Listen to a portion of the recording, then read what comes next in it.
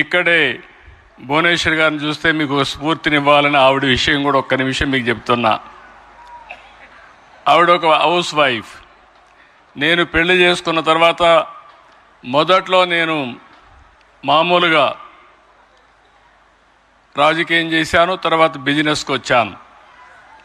నేను 2 ఏళ్లలో finance and revenue minister అయ్యాను.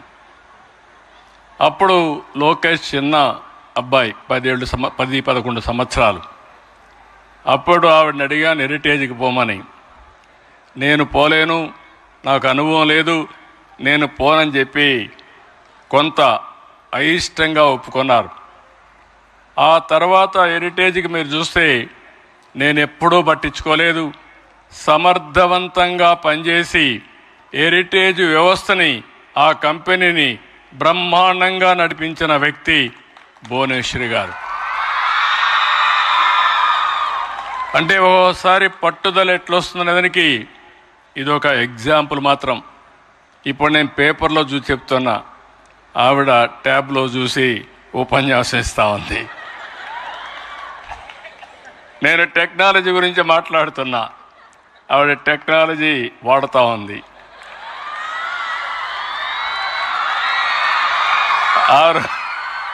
ఆ రోజు నేను హైటెక్ సిటీ కట్టి ఐటీని ప్రోత్సహించాను. ఈరోజు మళ్ళీ డేటా సెంటర్,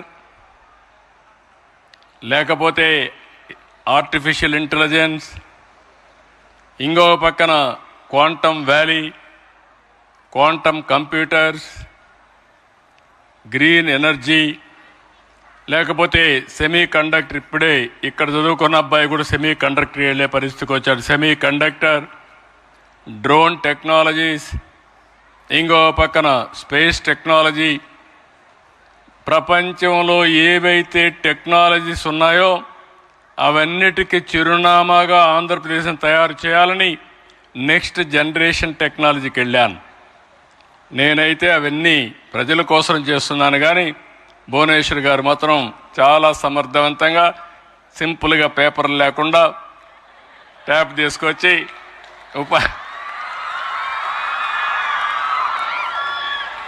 కావలసిన పాయింట్లు తీసుకొని చెప్పే పరిస్థితికి వచ్చారు. నేను ఆవిడ్ని చూశాను. వాళ్ళ నాన్నమారుగా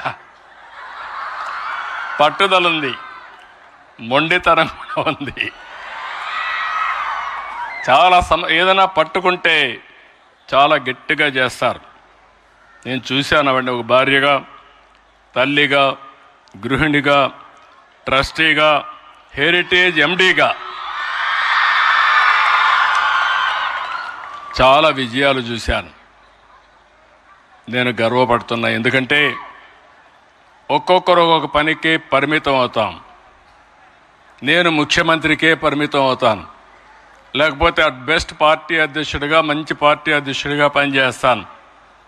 మిగిలిన అన్ని విషయాలు సమర్థవంతంగా నిర్వహిస్తూ ఆవిడ ఎక్కడా లోటు లేకుండా చేసే పరిస్థితికి వచ్చారు. దాని పర్యవసానమే మీరు చూస్తే ఇటీవల లండన్లో 2 ప్రెస్టీజియస్ అవార్డ్స్ 2 వచ్చాయి. డిస్టింగ్విష్డ్ ఫెలోషిప్ 2025 అవార్డు, ప్రజాసేవ, సామాజిక ప్రభావ రంగాల్లో ఆమె చేస్తున్న కృషికి ఇన్స్టిట్యూట్ ఆఫ్ డైరెక్టర్స్ IOD ప్రదానం చేశారు. 2 హెరిటేజ్ ఫుడ్ సంస్థకు కార్పొరేట్ గవర్నెన్స్లో ఇచ్చిన golden peacock award for excellence in corporate governance 2025.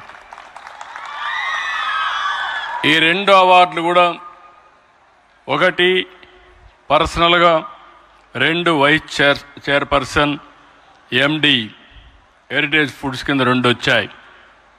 ఇలాంటి సమర్థవంతమైన వ్యక్తి ఆలోచించినప్పుడు ఆవిడలో నేను ఎప్పుడూ చూస్తాను, ఎప్పుడూ డిస్సాటిస్ఫాక్షన్, ఏదో చేయాలి, ఇంకా చేయాలి, ఇంకా బాగా చేయాలని ఆలోచన ఆవిడకి ఎప్పుడూ ఉంది.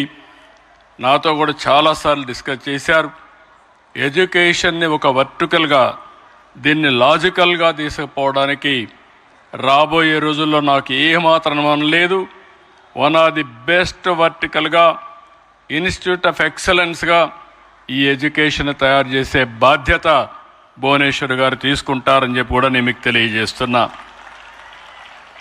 ఈరోజు ఇంకొక పక్కన మీరు ఒక్కసారి చూస్తే ఈ స్కూల్లో ఇప్పటికే చాలా 11 బ్యాచెస్ అయిన ఎస్ఎస్సి, సిబిఎస్ఈ 8 బ్యాచెస్ పూర్తి చేశారు. గండిపేట, కొన్ని రోజులు వరంగల్, చెల్లపల్లి కలిసి 2823 మంది చదివారు. గండిపేట నుంచే 2124 మంది చదివారు. ఇంకొక పక్కన 2015లో జూనియర్ కాలేజ్ ఇప్పటి వరకు 9 బ్యాచ్లు వచ్చాయి.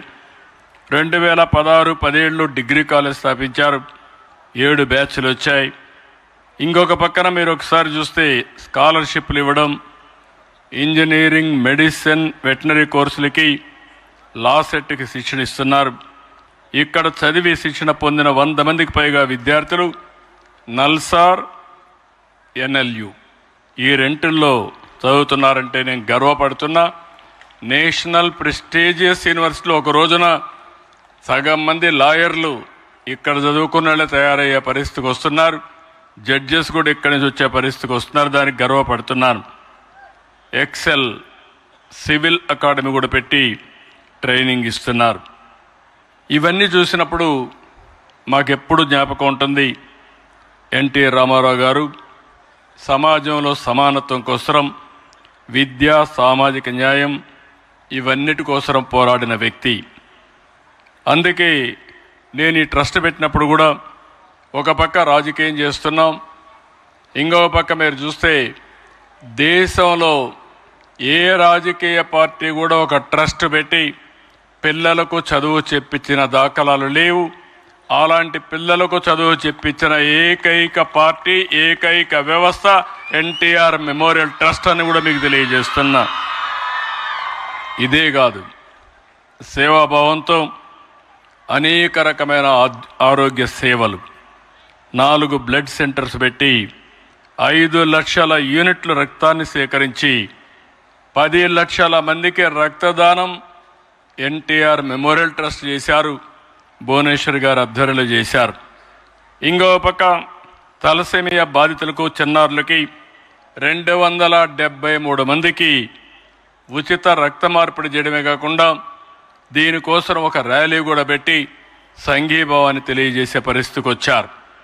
సంజీవిని క్లినిక్ ద్వారా 22 లక్షల మందికి 23 కోట్ల రూపాయలు డబ్బులు ఖర్చు పెట్టి క్యాంపులు పెట్టి ఆరోగ్య సేవలు అందించారు. న్యూట్రిఫుల్ యాప్తో 7 లక్షల మంది ఆరోగ్యానికి, ప్రివెంటివ్ హెల్త్ కోసం కృషి చేశారు. కోవిడ్ సమయంలో 3 ఆక్సిజన్ ప్లాంట్లు ఏర్పాటు చేసి 1 కోటి రూపాయలు ఆర్థిక సహాయం కూడా చేశారు. వరదలు వచ్చినా, తుఫాన్లు వచ్చినా, ప్రకృతి విపత్తుల్లో ఇప్పటికే విపత్తుల్లో 22 లక్షల మందికి సాయం చేశారు. ఎన్టీఆర్ సుజల స్రవంతి ద్వారా 4,80,000 మందికి స్వచ్ఛమైన నీరు అందిస్తున్నారు. నిన్ననే ఒక వారం కిందం రంపచోడవరం వెళ్ళి ఒక మారుమూల ప్రాంతంలో 1,600 మంది గిరిజనులకు వైద్య సేవలు అందించి వచ్చారు. అంటే ఇక్కడ మీరు గుర్తుపెట్టుకోవాల్సింది, కొంతమంది సేవ చేయాలనే పేరు పెట్టుకుంటాం కానీ నేరుగా స్వయంగా వెళ్ళి పేదవాళ్లతో కలిసి సేవా కార్యక్రమాలు చేయడం అనేది అరుదైన అనుభవం. దానికి చిహ్నం భువనేశ్వర్ గారు అని చెప్పి కూడా నేను మీకు తెలియజేస్తున్నా.